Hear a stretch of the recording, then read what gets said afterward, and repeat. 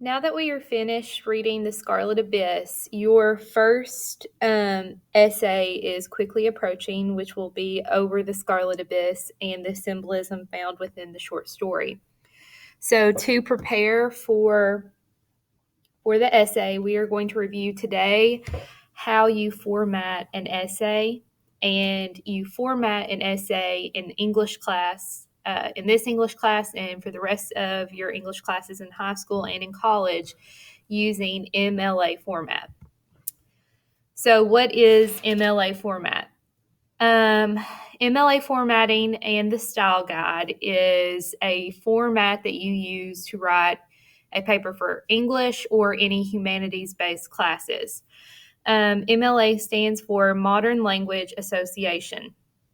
MLA format is only a set of rules that you must follow whenever you use a document online to write a paper or an essay. So when I say a document online, I mean a Google Doc, or if you use Microsoft Word. If you use either of those two formats, or Notes if you have a MacBook, you use the MLA style guide and the rules that are associated with that to form a paper. In the following slides, we will review the rules you must follow in order to write a correct paper in MLA format. In addition to MLA format, we will review rules that I set for each essay or paper, but excluding narratives. Narratives have a different set of rules, but we will get to that whenever that unit comes around.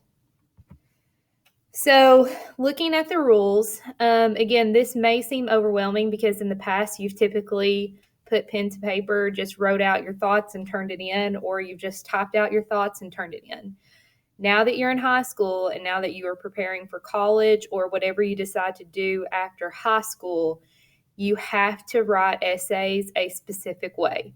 So all the MLA is rules that you follow to write your essay. So the number one rule is to follow the instructor's guidelines. So the most important rule is that you always follow the instructor's guidelines. Every teacher or professor may follow a style guide like MLA, but make a few rules that are separate from the official style guide. In this case, always follow the instructor's guidelines and then use the rules listed in the MLA handbook. The MLA handbook is something you buy whenever you begin college and are enrolled in English 1. During high school, you will not use the handbook, but you will still follow the rules. In order to keep track of the rules, the teacher will give those to you, as I am in this slide's presentation. But these rules can also be found at this link, which is just Purdue OWL MLA.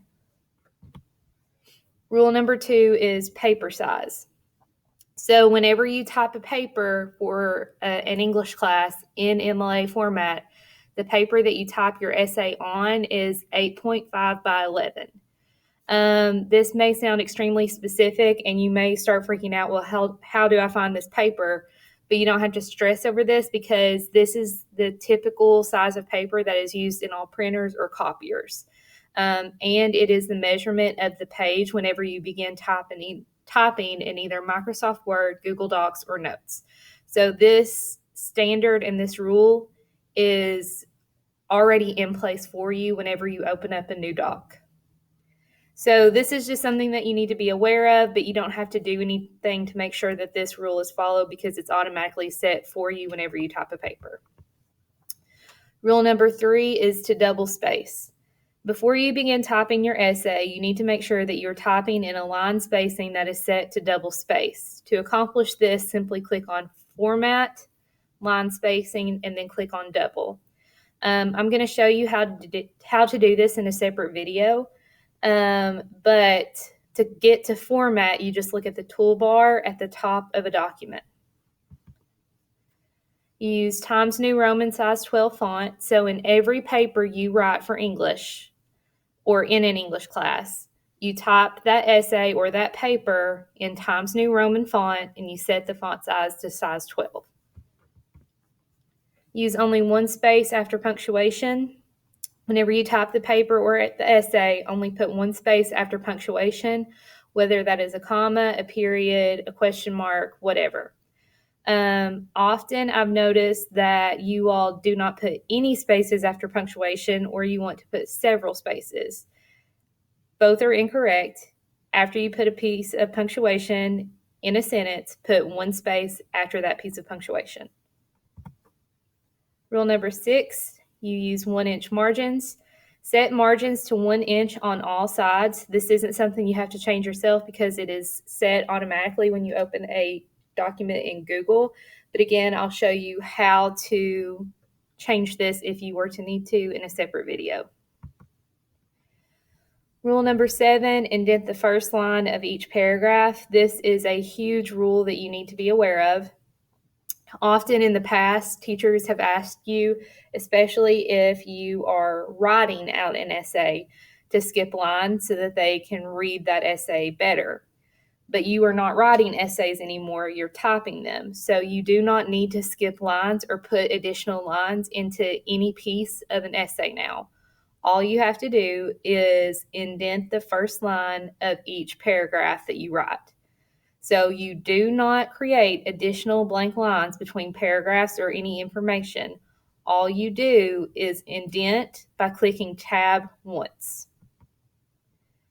Use italics for novel titles and quotations for short story titles. So whenever you insert a title into your essay to describe what you have read, put titles of books in italics and titles of articles or short stories in quotation marks. So The Scarlet Abyss is a short story and will be put into quotation marks. Create a title for your essay and center it. So whenever you write an essay or paper, you create a title for your work. This cannot be the same as the book or short story you are writing about, but must be a title you create on your own. And you have to put that into center alignment, and I'll show you again how to do that in a separate video. Rule number 10, you have to label your paper. So labeling your paper is separate from titling your paper. To label your paper means to put down your name, what class you're in, who your teacher is, and the date. So you have done this in the past every time you've turned in an assignment, if you've done that correctly, because you should be putting your name on an assignment every time you turn it in. But you also do this for MLA essays or papers. So to label your paper correctly, you list your name, the class you're in, the teacher you're writing the paper for, and the date in which it was written. And all of those pieces of information go in the top left-hand corner of every paper or essay you write from now on. And now we're going to look at the rules that I have for essays or papers. Rule number 1, if you are writing an essay or a paper, you cannot use I.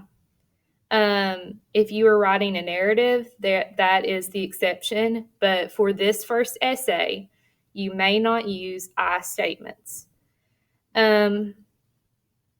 So an example of this is you cannot say, I think, I believe, in my opinion, or so on. So no personal pronouns. You will state your thoughts in a matter-of-fact way. So for an example, instead of saying, I think the theme in the short story, The Scarlet Abyss, is that pride can both help and hurt those it affects, you would say, the theme in the short story, The Scarlet Abyss, is that pride can both help and hurt those it affects. So you are no longer using I statements. You take out I think, and it makes the sentence sound more authoritative and more believable. Removing statements that begin with personal pronouns make you sound more authoritative and believable. Stating I think puts your ideas into question, whereas making a statement of fact makes you the expert in what you are saying. You are trying to persuade and to inform whoever your audience is that you are right and that what you have to say should be believed. So in order to do that, using an objective tone and a formal tone, you can no longer use I. Do not use contractions. Contractions are two words put together, so aren't, haven't, isn't, don't, or etc. Do not use contractions whenever you write a formal essay because it creates a more formal and authoritative tone. And remember, the whole point of writing an essay is to inform or to persuade your audience to believe whatever topic you are writing about. So in order to do this effectively, you have to write to the best of your ability. Do not misspell words. Use correct capitalization. Use correct punctuation. Write and complete sentences, be objective when needed or persuasive when needed, and be formal. Do not use I or contractions. You need to follow this from here on out. And think about what you read, whether it's on Facebook or what you read online on a news source. Whenever someone starts to write in an incorrect way, they start saying, well, I think this, or in my opinion, you automatically lessen the value of their opinion because they have to say that instead of just telling you the facts and what's correct. So you are going to cancel that out and you're going to write to the best of your ability. You're going to make sure your name, proper pronouns, the titles of books are correctly capitalized. You're going to write and complete sentences and use punctuation, put a period at the end of a sentence. You're going to write and complete sentences and you're going to be objective.